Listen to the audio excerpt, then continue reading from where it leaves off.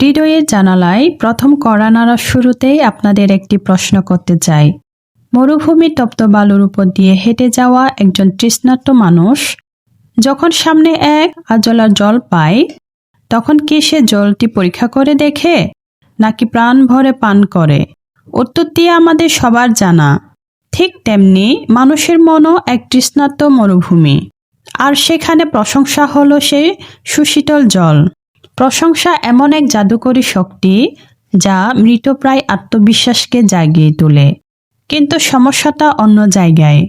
যখন এই প্রশংসা কোনো নিঃস্বার্থ হৃদয় থেকে আসে না, বরং আসে কোনো গভীর উদ্দেশ্য হাসিলের জন্য, তখন তাকে আমরা বলি প্রতারণা। আজ আমরা আলোচনা করব কেন নারীরা এই প্রশংসার আড়ালে লুকিয়ে থাকা প্রতারণার জালে সবচেয়ে বেশি জড়িয়ে পড়েন, এবং কিভাবে এই সুন্দর শব্দের মায়াজাল থেকে নিজেকে রক্ষা করা যায়। এক, প্রশংসা কেন এত শক্তিশালী? নারীর সবচেয়ে বড় দুর্বলতা কি জানেন? অবহেলিত অনুভব করা। বিয়ের পর অনেক নারী সংসার সামলান, সন্তান লালন করেন, শ্বশুরবাড়ি, দায়িত্ব, কাজ সব সামলান, কিন্তু দিনের শেষে কেউ যদি বলে না, তুমি সুন্দর, তুমি স্পেশাল, তোমার কষ্টটা আমি বুঝি, তাহলে মনের ভেতর একটা শূন্যতা তৈরি হয়।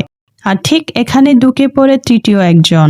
সে জানে কখন প্রশংসা করতে হবে, কোন কথায় আপনি গলে যাবেন, কোন সময় আপনার মন দুর্বল। এই প্রশংসা হঠাৎ করে আসে না, এটা খুব হিসেব করে দেওয়া হয়। দুই, প্রশংসার মনস্তাত্ত্বিক রূপরেখা। মানুষ জন্মগতভাবে স্বীকৃতি চায়। মনোবিজ্ঞানীদের মতে একজন নারী প্রাকৃতিকভাবে একটু বেশি আবেগপ্রবণ এবং শ্রুতি নির্ভর। পুরুষরা সাধারণত যা দেখে তাতে বেশি প্রভাবিত হয়, আর নারীরা যা শুনে তাতে বেশি প্রভাবিত হয়।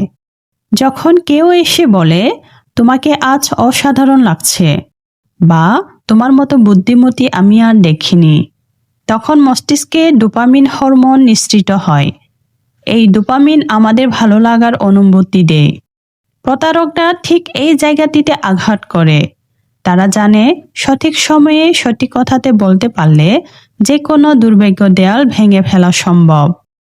তিন, নারীরা কেন সহজ লক্ষ্যবস্তু?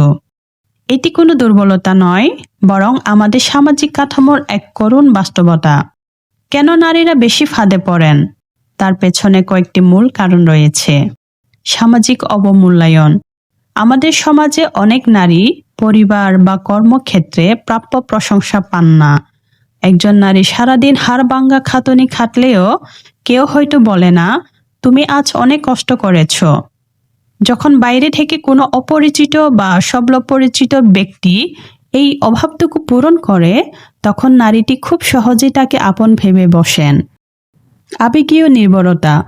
নারীরা সাধারণত সম্পর্কের ক্ষেত্রে অনেক বেশি যত্নশীল এবং বিশ্বাসী হন। তারা মনে করেন যে মানুষটি এত সুন্দর করে কথা বলছে, সে কখনো খারাপ হতে পারে না। একজনের একটি গুণ দেখে তাকে সব দিক থেকে ভালো মনে করার প্রবণতা তাদের বিপদে ফেলে।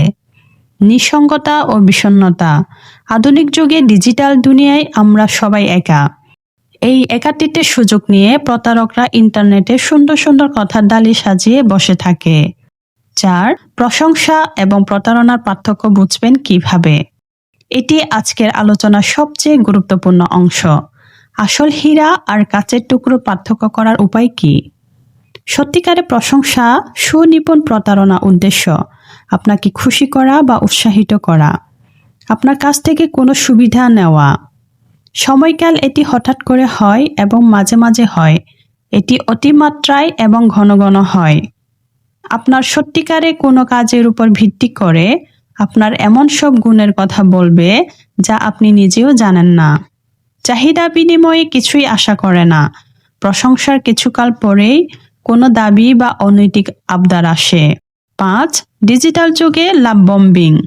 বর্তমানে প্রতারণার সবচেয়ে বড় হাতিয়ার হলো লাভ বম্বিং। শুরুতে আপনাকে তারা প্রশংসার বন্যায় ভাসিয়ে দেবে। দিনরাত মেসেজ, কল আর উপহারে আপনাকে এতটাই ব্যস্ত রাখবে যে আপনার বিচার বুদ্ধি লোপ পাবে। আপনি মনে করবেন আপনি পৃথিবীর সবচেয়ে ভাগ্যবতী, কিন্তু যখনই আপনি তাদের জালে আটকা পড়বেন, তখন তাদের আসল চেহারা বেরিয়ে আসবে। তারা তখন সে প্রশংসাকে অস্ত্র হিসেবে ব্যবহার করে আপনাকে মানসিকভাবে নিয়ন্ত্রণ করতে শুরু করবে।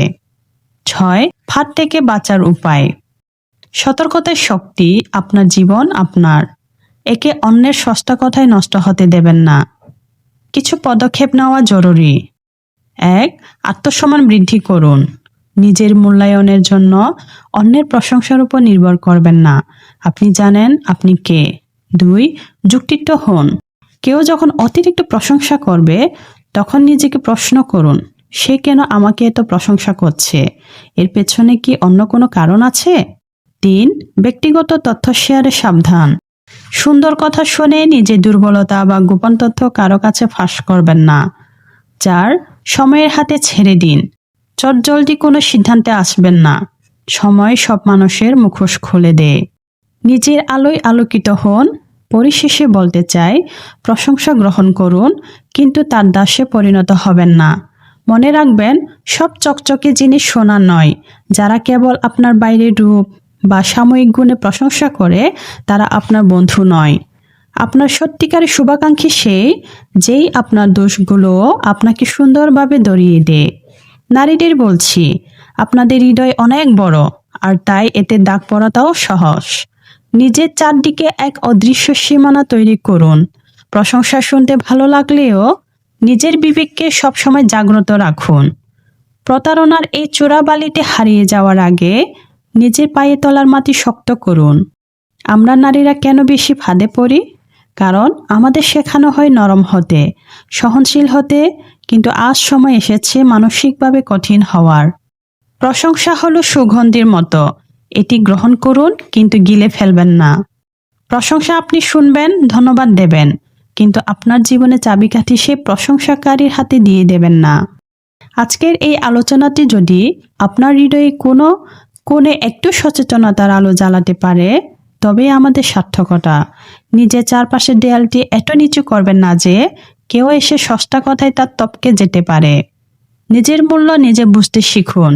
এই ভিডিওটা যদি আপনাকে ভাবতে বাধ্য করে, একজন নারীকেও যদি সচেতন করে, তাহলে লাইক দিন, কমেন্টে আপনার মতামত লিখুন, আর এমন বাস্তব কথা পেতে চ্যানেলটি সাবস্ক্রাইব করুন।